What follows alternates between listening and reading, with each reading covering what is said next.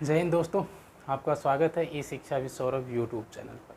तो हम लोगों ने पर्यावरण के सेशन में छोटे बड़े टॉपिक मिला के काफ़ी कुछ पढ़ लिया था। तो आज उसी वाले सेगमेंट में हम आगे बढ़ेंगे और एक नई चीज़ के बारे में आप लोगों को बताऊंगा। यहाँ से क्वेश्चन बनता है और बना भी हुआ है। तो आज हम जो बात करेंगे वो प्रवाल भित्ति के बारे में बात करेंगे। ठीक है, किसके बारे में बात करेंगे? प्रवाल भित्ति। बहुत नाम आपने सुना होगा कि प्रवाल भित्ति, प्रवाल भित्ति। तो आज ये भी जान लिए कि प्रवाल भित्ति होती क्या है, समझेंगे कि कैसे ये बनती है और कहाँ बनती है, कब बन सकती है या फिर कैसे ये सरवाइव करती है। ये पूरी चीज़ों के बारे में एकदम डिटेल में चर्चा करेंगे। और अगर यहाँ से क्वेश्चन आएगा तो इतना पढ़ने के बाद यहाँ से क्वेश्चन गलत नहीं होगा, किसी भी लेवल का, परेशान मत होइएगा। चलिए, मैं आपको बता रहा था कि प्रवाल भित्ति, सबसे पहले ये समझते हैं प्रवाल भित्ति होती क्या है। देखिए, प्रवाल भित्ति क्या होती है? एक जीव होता है। कहेंगे सर जीव भित्ति का कैसे रूप ले लेता है, उसी चीज़ को हमें समझना है। तो समझेंगे कि जो प्रवाल होता है, प्रवाल एक जीव होता है। सबसे पहली बात ये समझ लेनी है कि प्रवाल एक क्या होता है? अब जीव होता है। तो समझेंगे अगर वो जीव है तो जाहिर से खाना चाहिए। तो खाना खाने के लिए ये जो प्रवाल होता है एक शैवाल पे डिपेंडेंट रहता है। ठीक है, ये शैवाल, कौन सा शैवाल? जो ये जीव है उसकी बात बता रहा हूँ कि जो ये प्रवाल है, एक जीव होता है और इसी जीव को हम एक नाम देते हैं जिसको कहते हैं पॉलिस। क्या नाम देते हैं? क्या नाम देते हैं? पॉलिस। ठीक है, इसे क्या कहते हैं? पॉलिप। कहीं कहीं पे इसे पॉलिस नहीं, पॉलिप कहते हैं। ठीक है, तो जीव को क्या कहते हैं? पॉलिप। और जो ये पॉलिप जीव होता है ये शैवाल से अपना भोजन लेता है। तो अब दिमाग में आएगा कि ये सर शैवाल कौन सा होता है जिससे ये भोजन लेता है। क्वेश्चन ये पूछा जाता है कि प्रवाल जो होता है किस शैवाल से अपना भोजन ग्रहण करता है या लेता है, इस चीज़ को समझना है। तो जो ये शैवाल होता है, एक शैवाल होता है जुजैथिली। कौन शैवाल का क्या नाम है? जुजैथिली। ये जुजैथिली जो होता है ये समुद्र में पाया जाता है। ठीक है, अब कहानी को थोड़ा सा समझेंगे। एक प्रवाल होता है, प्रवाल एक जीव होता है। इस जीव को एक नाम देते हैं जिसे कहते हैं पॉलिप कहते हैं। और पॉलिप भोजन के लिए शैवालों पे डिपेंडेंट होता है। और किस शैवाल पे डिपेंडेंट होता है वो शैवाल का नाम क्या है? जुजैथिली। अब जो ये जुजैथिली है ये समुद्र में पाए जाते हैं। अब समुद्र समझेंगे कि मान लीजिए ये हमारी पृथ्वी है, ये हमारी पृथ्वी है। इस पृथ्वी में ये मान लीजिए उत्तरी अमेरिका है और ये दक्षिणी अमेरिका है, ये अफ्रीका है और यहाँ पे भारत है और यहाँ पे ये यूरोप है। समझे? तो ये देखिए यहाँ से एक रेखा जाती है जिसको हम नाम देते हैं भूमध्य रेखा। क्या नाम देते हैं? भूमध्य रेखा। तो अगर आपसे ये पूछा जाए कि जो ये प्रवाल होते हैं उनका विकास कहाँ पे होता है, तो आप सीधे सीधे बताएंगे कि भूमध्य रेखा के आसपास वाले क्षेत्रों में शैवाल का विकास होता है। मतलब अगर वो भूमध्य रेखा देगा तो भी सही है, अगर भूमध्य रेखा का नाम और कुछ देता है, अगर इस भूमध्य रेखा को वो विषुवत रेखा लिखता है,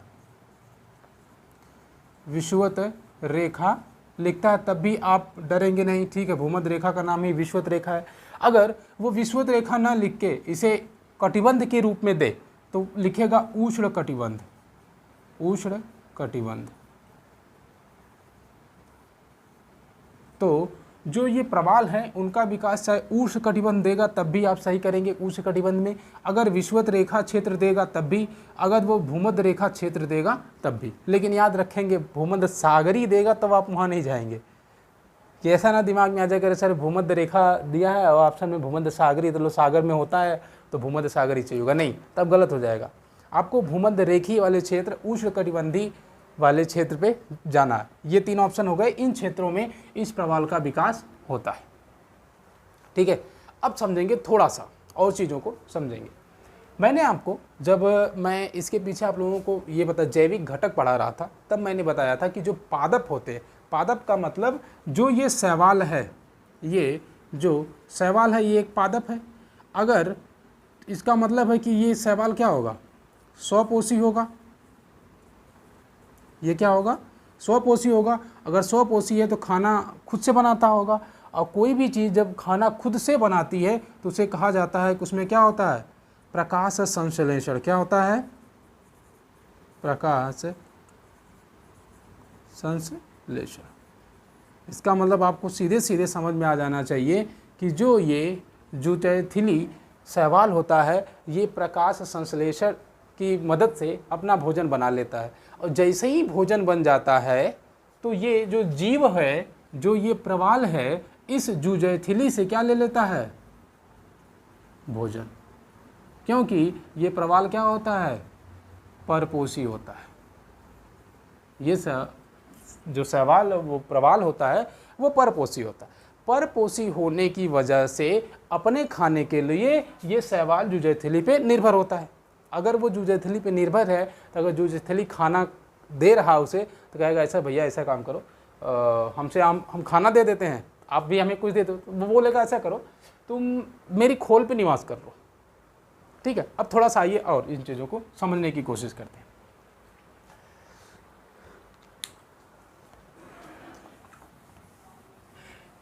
थोड़ा सा समझेंगे कि क्या होता है। देखिए, समुद्रों में कुछ इस प्रकार से जो हमारा ये जीव है इस प्रकार की खोल बना के रहता है। ठीक है, ये ऊपर वाली परत है। जैसे आपने देखा होगा, वो कछुआ देखा है। कछुआ क्या होता है, ऊपर एक हड्डी जैसी होती, बहुत कड़ा होता है, उसके नीचे वो रहता है। और केकड़ा देखा होगा, केकड़ा देखे हो, केकड़ा देखा। केकड़े में क्या होता है कि उसके वाली खोल बहुत कड़ी होती है और नीचे वो रहता है, ठीक, एकदम नरम सा रहता है। वैसे ही जो ये प्रवाल जीव होते हैं उसी तरीके से इसके अंदर ये निवास करता है। जो प्रवाल जीव होता है इसके अंदर निवास करता है, और जब इसे खाना खाना होता है तो ये यहाँ से निकलता है, यहाँ से निकल के इसके ऊपर आता है, और इसी के ऊपर ये शैवाल लगे होते हैं। इसकी खोल के ऊपर ये शैवाल पाए जाते हैं। तो शैवाल खाना बना लेते हैं सूर्य की रोशनी से। अब जो रोशनी बना लेते हैं तो इसे पता चल जाता है कि वो खाना तो बाहर रखा ही पड़ा है। ये निकलता है यहाँ से, खाना खाता है, फिर अपनी खोल में वापस घुस जाता है। तो दोनों में कम्बिनेशन अच्छा होता है। कम्बिनेशन किस बात का होता है, ये कहता है कि चलो ठीक है, तुम हमारी खोल के ऊपर अपना निवास स्थान बना लो, उसके बदले में जो खाना हमें दे देना। तो बोला ठीक है भैया, हम आपके घर पे रहेंगे ऊपर, और जब आपका मन करेगा तो आप घर से निकल कर ये खाना खा के चले जाइएगा। बोले ठीक है। अब होता क्या है कि सर तो ये तो ठीक है, चलिए ये यहाँ तक तो समझ आता है। सर फिर आगे प्रोसेस कैसे होता है? प्रोसेस ऐसे होता है कि मान लीजिए ये वाला जीव है भाई, कुछ समय तक तो जिएगा ना, कुछ समय तक जिएगा, फिर तो मरना ही मरना है। अब ये वाला जीव क्या करता है, कुछ समय बाद जब तक उसकी आयु होती है तब तक वो जिंदा रहता है, फिर मर जाता है। अब जब मर जाता है तो ये क्या हो जाता है, खाली हो जाएगा, ये वाला कोष्ठक खाली हो जाएगा। इसके स्थान पे एक नया जीव का मतलब भाई ये इनकी संख्या 1 2 4 5 थोड़ी होती है, लाखों करोड़ों में होते हैं, एक साथ एक झुंड में रहते हैं। तो जैसा ही ये मरा तो इसके ऊपर जो है एक नया प्रवाल का मतलब पॉलिप आके रहने लगता है। फिर ये वाला जो सवाल होता है इसके ऊपर आ जाता है। फिर यही प्रक्रिया कंटिन्यू चलती रहती है। ठीक है, फिर इसके ऊपर, फिर इसके ऊपर, और यही प्रक्रिया आगे, यही प्रक्रिया आगे, यही प्रक्रिया आगे, यही प्रक्रिया आगे। आपको ये समझ में आ रहा होगा कि सर ये संरचना कुछ इस प्रकार से बन रही है कि एक दूसरे से चिपक के कुछ इस प्रकार से ये संरचना बनती जा रही है। कंफर्म हो रहा है ना, ये संरचना कुछ प्रकार। और जब यही बहुत साल बाद अब एक क्वेश्चन यहाँ से बनता है कि जो इनकी खोल होती है वो किसकी बनी होती है। क्वेश्चन यही पूछा गया था कि जो प्रवाल की खोल होती है, पॉलिप की खोल होती है, वो किसकी बनी होती है। तो आपको पता होना चाहिए कि जो पॉलिप की जो खोल होती है जिससे वो ढके रहते हैं, खोल किससे बनी होती है, चूना से। जो इनकी खोल होती है वो किसकी बनी होती है, चूने की बनी होती है। आपको ये पता होना चाहिए कि चूने का जो कॉम्बिनेशन होता है पानी का कितना खतरनाक होता है, कितना मजबूत होता है। वो मजबूत सी खोल में रहते हैं। अब धीमे धीमे क्या होता है, ऐसे करते करते एक वो भित्त बना लेते हैं, मतलब एक चट्टान टाइप बना लेते हैं, इतना मजबूत होते हैं। अब मैं अगर यहाँ 2 4 5 आपको दिखा पा रहा हूँ तो ये मत सोचिएगा कि ये 2 4 5, ये लाखों की संख्या में रहते हैं, ये लाखों की संख्या में रहते हैं। जिसकी वजह से ये मैं आपको छोटे तरीके से दिखा पा रहा हूँ, लेकिन आप इसे एक बहुत अब समझेंगे कि मैं यहाँ आपको 100 दिखा सकता हूँ ज़्यादा से ज़्यादा। अब अगर इसे करोड़ों में बनाएंगे, लाखों में बनाएंगे एक साथ, तो एक बहुत बड़ी दीवार बन जाएगी। ठीक है, और ये कंटिन्यू होता रहता है, ये कंटिन्यू होता रहता है, जिसके कारण एक समय बाद उस समुद्र वाले क्षेत्र में एक ऐसा लगता है कि कोई धरातल उभर आया है। ठीक है, क्या आपको लगता है? कोई धरातल उभर आया है। और वही जो धरातल होता है वो वास्तव में क्या होता है? वो चूना होता है, चूने की एक बहुत बड़ी खोल टाइप और गुफा जिसे हम कह सकते हैं, गुफा टाइप। अब गुफा कैसे बन जाता है इसको समझें। गुफा बनेगा कि देखिए, जो खोल के बीच में ये वाली जगह है, ये तो खाली रहती है ना, जब वो उसमें रहने वाला जीव मर जाता है तो गुफा के इसके खोल के बीच रहने वाली जगह खाली रह जाती है, और कुछ समय बाद यही छोटी छोटी मछलियों के निवास स्थान बन जाता है बाद में, कि भाई छोटी मछलियाँ होती हैं वो इसी में चली जाती है। और एक चीज़ और बताऊँ, एक चीज़ और आपको बतानी है कि ये जो प्रवाल है, जुजैथिली प्रवाल होता है, ये जुजैथिली जो प्रवाल होता है ये रंग देने का काम करता है। ठीक है, अलग अलग कलर का होता है, मतलब हरा होता है, लाल होता है, पीला होता है, नीला, मतलब अलग अलग कलर का ये होता है। ठीक, अब जब अलग अलग कलर का होगा तो मान लीजिए, ये समझिएगा, जैसे ये कोई खोल है, ये कोई प्रवाल है, ये कोई प्रवाल है। अब जब ये इस प्रवाल के ऊपर ये शैवाल निवास कर रहा है, मान लीजिए ये लाल शैवाल है, किस प्रकार का है? लाल शैवाल है।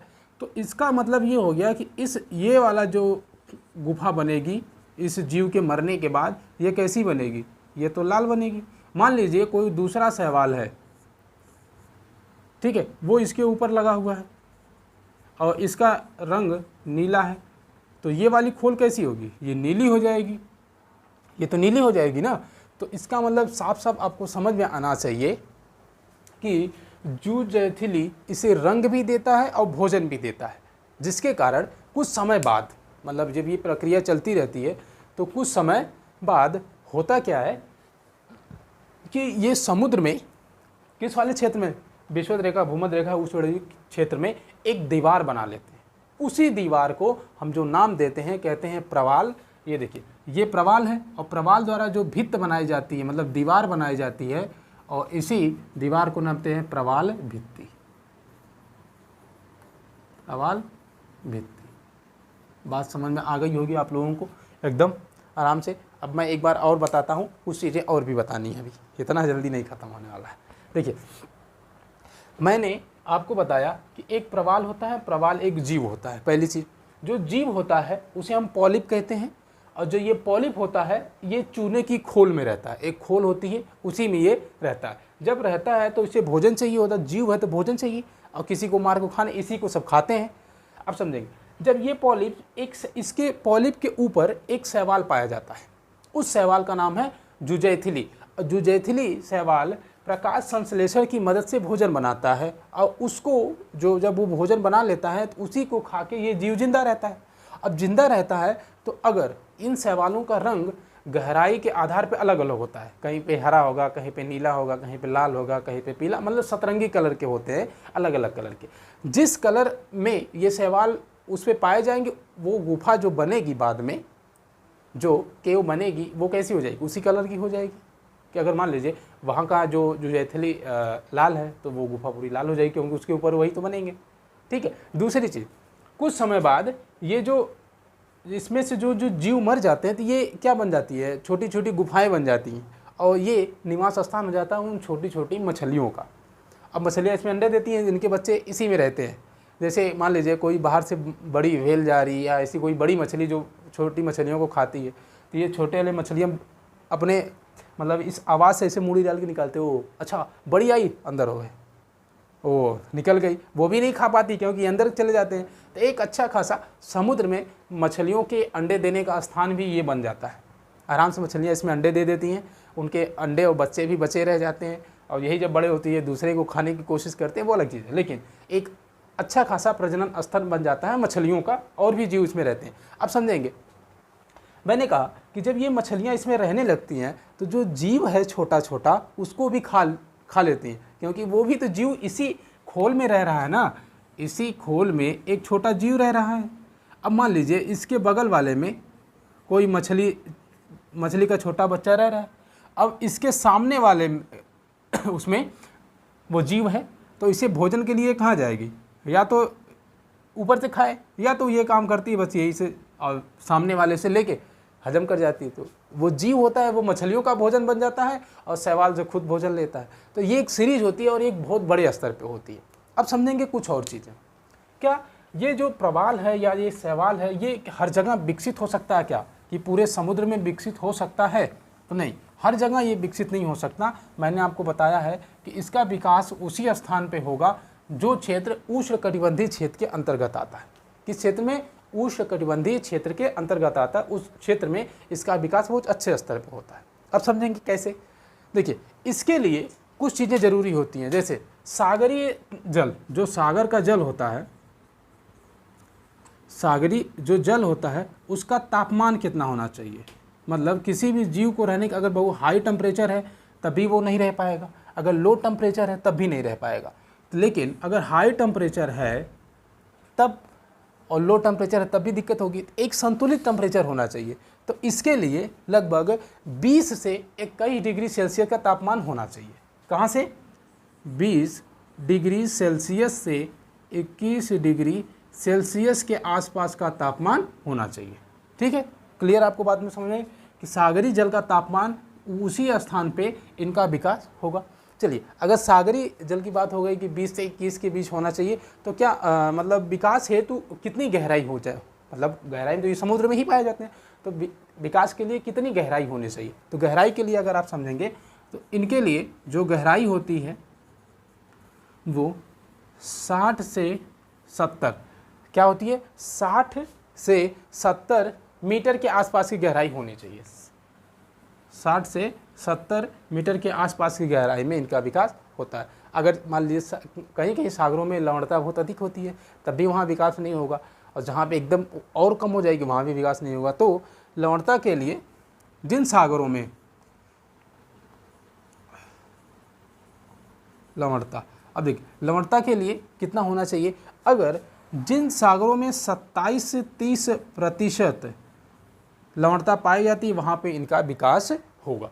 तो अब 2-3 चीज़ आपको क्लियर हो गई होगी कि जो ये शैवाल होते हैं इनका विकास किस स्थानों पे अच्छे से होता है। तो भूमध्य सागर वाले क्षेत्र में, विषुवत रेखा या भूमध्य रेखा के आसपास वाले क्षेत्रों में होता है, जहाँ पे टेम्परेचर 20 से 21 के आसपास रहता है और गहराई 60 से 70 रहती है और लवणता जो 27 से 30 के आसपास रहती है। वो चूने के घर में रहते हैं, ये चीज़ आपको याद रखनी है। और ये एक जीव होता है जो किससे भोजन लेता है, जो जैथिली से रहता है, और यही उसे रंग प्रदान करने का काम करता है। दूसरी चीज़, जो ये जीव होता है ये मछलियों के भोजन का भी एक अच्छा खासा साधन होता है उनके बच्चों का। ठीक है, 2-3 चीज़ें। अब देखिए, मैं एक चीज़ और बता देता हूँ इसी में। जो ये प्रवाल होते हैं ये अलग अलग प्रकार के होते तो एक जैसे ही, लेकिन जब इनका विकास अलग अलग जगह होता है तो ये अलग अलग नाम से जाने जाते हैं। ठीक है, जैसे प्रवाल भित्ति के, अगर इसके प्रकार की बात मैं बताऊं आपको, ये कितने प्रकार के होते हैं तो इसको समझेंगे। ये 3 प्रकार के होते हैं, ये 3 प्रकार के होते हैं। 3 प्रकार में अगर पहले प्रकार की बात करेंगे तो जो पहला प्रकार होता है वो तट के आधार पर होता है, मतलब तटीय प्रवाल भित्ति, तटीय प्रवाल भित्ति, तटीय प्रवाल भित्ति। जो तटीय प्रवाल भित्ति होती है, मतलब जब इन प्रवालों का विकास किसी भी महाद्वीप, द्वीप या देश के तट के अनुसार होता है, तट के आसपास वाले क्षेत्रों में होता है, उसे तटीय बोलते हैं। ठीक है, दूसरा होता है अवरोधक,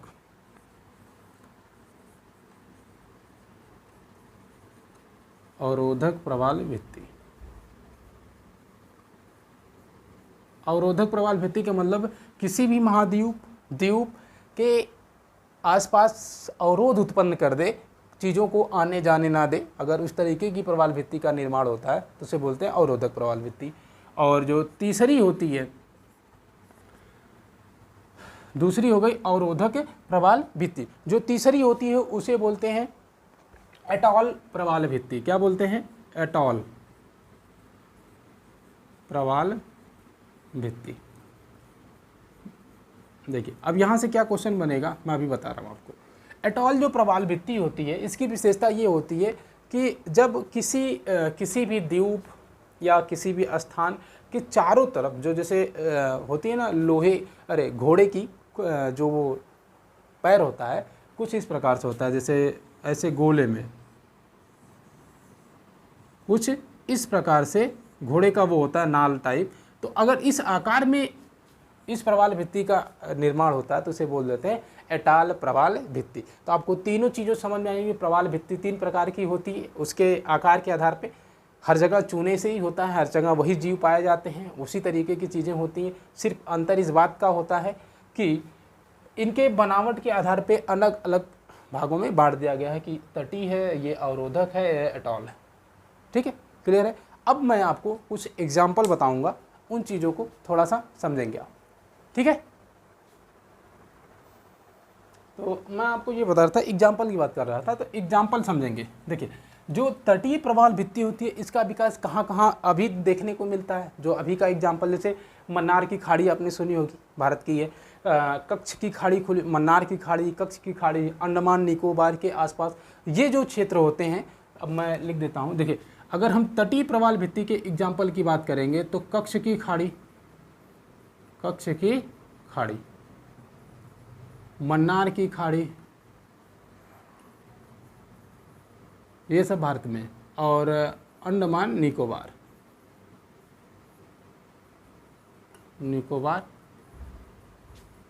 द्वीप समूह, जो इन क्षेत्रों में अगर इनका जो विकास होता है तो ये इसके एग्जाम्पल हैं। ठीक है, एग्जाम्पल तटीय प्रवाल भित्ति इनके तट के आसपास वाले ये क्षेत्र में पाए जाते हैं। जैसे पाक की खाड़ी की बात करेंगे, जो श्रीलंका वाला क्षेत्र है, पाकिस्तान वाला पाक नहीं, नीचे भारत के नीचे कन्याकुमारी के आसपास है, अगर देखेंगे तो ये होगी। अब बात करते हैं अवरोधक प्रवाल भित्ति। ये सबसे ज़्यादा जरूरी है, क्वेश्चन यहीं से पूछा जाता है। अगर इसके एग्जाम्पल की बात करूँ, किसके एग्जाम्पल की, अवरोधक प्रवाल भित्ति के एग्जाम्पल की बात करो तो आपने एक सुना होगा कि ऑस्ट्रेलिया है, जैसे ये ऑस्ट्रेलिया है, तो ऑस्ट्रेलिया के इस पूरब साइड में एक बहुत बड़ी प्रवाल भित्ति पाई जाती है जिसे हम नाम देते हैं अवरोधक प्रवाल भित्ति। ठीक है, अब इसे कई नामों से जानते हैं, अवरोधक प्रवाल भित्ति, या इसी को जानते हैं ग्रेट बैरियर रीफ के नाम से जानते हैं। तो एग्जाम्पल इसका क्या नाम है, ग्रेट बैरियर रीफ। ठीक है, ग्रेट बैरियर रीफ। और ये लगभग अगर किलोमीटर में मैं आपको बताऊं, लगभग 2000 किलोमीटर के आसपास। तो ये जो है 2000 किलोमीटर लंबी है, इसकी जो लंबाई है वो लगभग 2000 किलोमीटर के आसपास की। अब सोचिएगा कि 1 किलोमीटर कितना बड़ा होता है, अगर यही 2000 किलोमीटर हो जाए तो आप सोच सकते हैं कितनी बड़ी लंबाई हो सकती है। तो अगर लोकेशन पूछी जाती है कि अवरोधक प्रवाल भित्ति का निर्माण कहाँ हुआ, तो ऑस्ट्रेलिया के पूर्वी भाग में, और ये किलोमीटर नहीं पूछेगा, सिर्फ यही पूछेगा ऑस्ट्रेलिया के पूर्वी भाग में, या पूछेगा कि विश्व की सबसे बड़ी प्रवाल भित्ति, या तो ऐसे पूछेगा, या तो विश्व की सबसे बड़ी अवरोधक प्रवाल भित्ति, या ग्रेट बैरियर रीफ डायरेक्ट पकड़ के पूछ देगा तो कहाँ पाई जाती है। तो ये चीज़ आपको ध्यान में रखनी है। अच्छा, एक चीज़ और, इसको जो ग्रेट बैरियर रीफ है, यहाँ पे ये जो मैंने बताया ना कि इनका जब निर्माण होता है बहुत सारी गुफाओं का निर्माण हो जाता है, तो इन्हें पानी का बगीचा भी कहा जाता है। एक बार क्वेश्चन पूछा गया था, ग्रेट बैरियर रीफ को क्या कहते हैं, तो पानी का बगीचा कहते हैं, पानी का बगीचा। अब कहेंगे सर पानी का बगीचा क्यों कहते हैं, क्योंकि देखिए पानी भी रहता है, गुफाएं भी रहती हैं, अलग अलग कलर की मछलियाँ भी होती हैं, अलग अलग पादप भी होते हैं, तो इसकी वजह से इसको पानी का बगीचा भी कहते हैं। अच्छा, ये विश्व की सबसे बड़ी मूंग की दीवार है। आप कहेंगे मूंग नया शब्द का, अरे वही प्रवाल जो होते हैं उन्हें को मूंगा भी कहते हैं। मूंगा जो हमने पॉलिप, अभी मैं आपको बता रहा था, उन्हें पॉलिप भी कहते हैं, तो उन्हीं पॉलिप को मूंगा भी कहते हैं। मूंगा चट्टान नाम सुना होगा, मूंगा जो ये दीवार चट्टान होती है, मूंगा चट्टान भी कहा जाता है। तो जो पॉलिप होते हैं, मैंने अभी आपको बताया था, जो पॉलिप होते हैं, इन्हीं पॉलिप को, जो जीव होता है उन्हें पॉलिप कहते हैं, पॉलिप को मूंगा भी कहते हैं। अगर आपने लिखा होगा ठीक है, नहीं तो मूंगा भी कहते हैं। तो ये मूंगे की चट्टान, तो विश्व की सबसे बड़ी मूंगे की चट्टान कहाँ पाई जाती है, तो ऑस्ट्रेलिया में पाई जाती है। ऑस्ट्रेलिया की किस तरफ पाई जाती है, तो ऑस्ट्रेलिया की पूर्वी तट पे पाई जाती है। और इतनी चीज़ें आपको अगर याद रख लेंगे तो मेरे हिसाब से सबसे ज़्यादा अब तक यही पूछी गई है, ग्रेट बैरियर रीफ कहाँ है और इसका निर्माण किससे हुआ है, ये किस भाग में है, तो ये सारी चीज़ें लोकेशन से लेके पूछी गई हैं। तो यहाँ से नहीं गड़बड़ होना चाहिए आपका। ठीक है, आगे चलते देखिए एटॉल प्रवाल भित्ति की बात करते हैं। एटॉल को मैंने बताया इनका जो संरचना होती है वो घोड़े के नाल जैसी होती है, मतलब वलयाकार में होती है, गोलकार में होती है, तो इन्हें एटॉल नाम दे देते हैं। अब कहेंगे सर एटॉल का विकास कहाँ हुआ, जैसे एक आपने नाम सुना होगा फिजी एटॉल, फिजी एटॉल नाम सुना है, तो फिजी द्वीप के आसपास वाले क्षेत्र में विकसित हो गया तो उसे बोल दिया कि फिजी एटॉल बोल दिया गया। जैसे और एक समझेंगे फिजी एटॉल के बाद एलिस द्वीप है, आपने एक सुना होगा एलिस द्वीप, एलिस द्वीप। तो ये कुछ एग्जाम्पल हैं आपको याद रखने, क्योंकि एग्जाम्पल से ही ज़्यादा क्वेश्चन पूछते हैं और सबसे ज़्यादा इन तीनों में आपको याद रखना है, अवरोधक प्रवाल भित्ति आपको याद रखनी है। ठीक है, तो क्लास अच्छी लगी होगी मेरे हिसाब से, बहुत अच्छी है, और यहाँ से अगर क्वेश्चन आएगा तो आप कर ले जाएंगे। ठीक है, तो मिलेंगे अगले वाले किसी अन्य टॉपिक के साथ, तब तक के लिए आप लोगों को सबको जय हिंद।